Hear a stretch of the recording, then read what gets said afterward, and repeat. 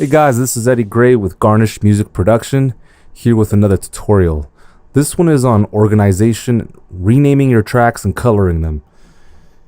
It's a simple idea. Stay organized, you could stick to your workflow and put out great music.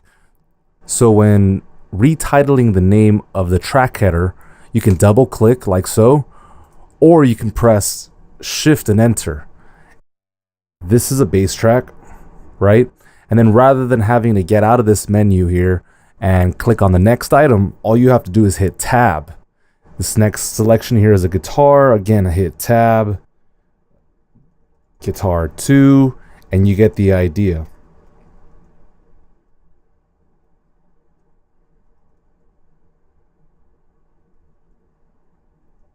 So once that's taken care of, you can go ahead and use the text tool.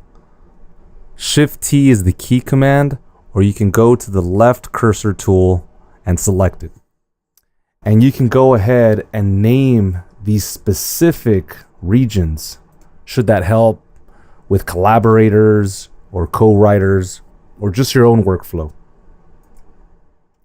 For example, with guitars, you can put this chord is G minor, going to G flat 7, going to B major or whatever.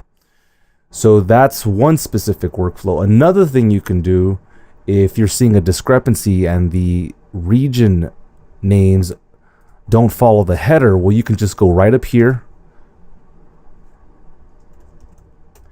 and you can just get that clarified so that these regions will also be named accordingly.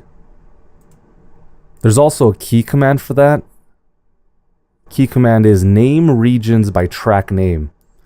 I've got the key command assigned to F1, but you can go ahead and assign it to whatever you want. And then the last thing I'll say here is, in terms of organization, you want to have your tracks colored. I like having my bass tracks in purple. I like having all guitar tracks blue. Same thing here, purple.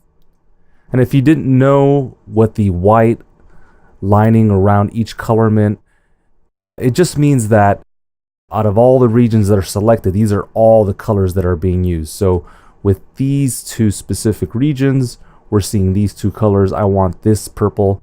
So we've got purple bass, guitars in blue. I like having drums and percussion in red. It's not about the color scheme, it's about what works for you. Start to implement it for better organization and better workflow. Thank you guys so much. I'll see you on the next one.